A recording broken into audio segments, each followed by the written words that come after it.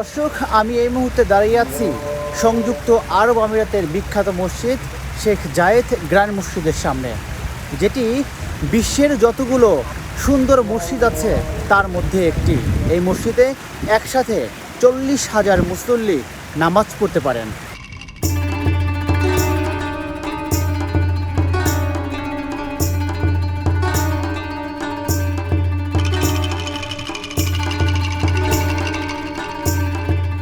শেখ জায়েদ grand মসজিদ সংযুক্ত আরব আমিরাতের রাজধানী আবুধাবির অন্যতম আকর্ষণ। প্রতি বছর লাখ লাখ মানুষ আবুধাবিতে যান মসজিদটি দেখতে।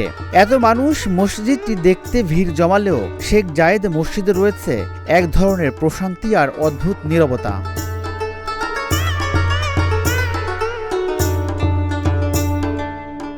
আবুধাবির ঝাঁকজমকপূর্ণ এই মসজিদ তৈরির কাজ শুরু হয় 1996 সালে।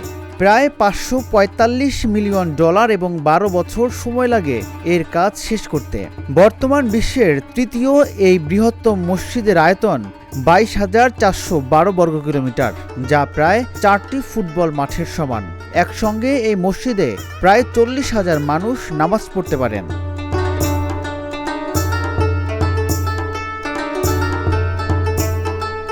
শেখ জায়েদ মসজিদের সৌন্দর্য দেখে যে কারোর মুখ হা হয়ে যাবে এটি নিশ্চিত।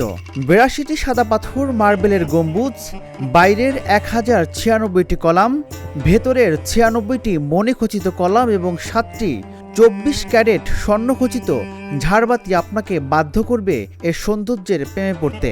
বিশ্বমানের 38টি প্রতিষ্ঠানের প্রায় 3,000 কর্মী মসজিদটি নির্মাণে কাজ করেছেন।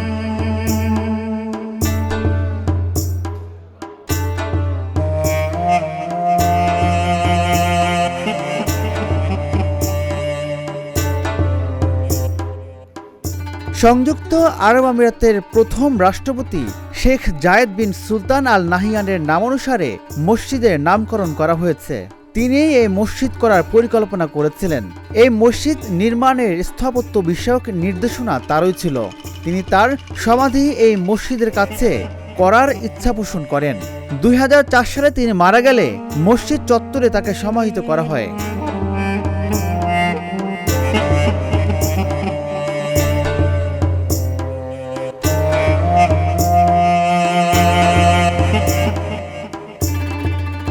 দর্শনীয় এই মসজিদটির স্থপতি ইউসুফ আল দেলকি। তিনি সিরিয়ার নাগরিক। পারস্য, মোঘল এবং মরিশ স্থাপত্য শৈলী থেকে অনুপ্রাণিত হয়ে তিনি এই নকশা করেন। ব্রিটিশ শিল্পী ও চিত্রকর কেভিন ডিন মসজিদের ভেতরের ফুলের নকশাগুলো করেছেন। একে তিনি জীবন বদলে দেওয়া অভিজ্ঞতা হিসাবে বর্ণনা করেছেন।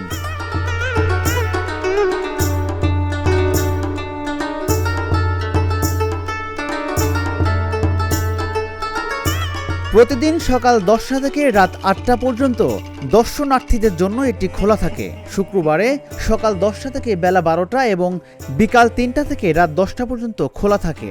বিকাল থেকে শুরু হয় আলোকসজ্জা। সূর্যাস্তের পর এই মসজিদটির আলোকসজ্জা আপনাকে চোখ জুড়িয়ে দেবে। দিনের বেলায় দেখার থেকে সন্ধ্যার পর দেখা মসজিদটি সম্পূর্ণ ভিন্ন মনে হবে। মুসলিম স্থাপত্য এবং প্রার্থনার জায়গা হিসাবে এখানে প্রবেশের জন্য আপনাকে অবশ্যই পরিশীলিত পোশাক পরিধান করতে হবে। নারীদের পা, হাত এবং মাথা ঢেকে রেখে এবং পুরুষদের লম্বা পোশাক পরতে হবে, যা তাদের শরীরকে ঢেকে রাখবে।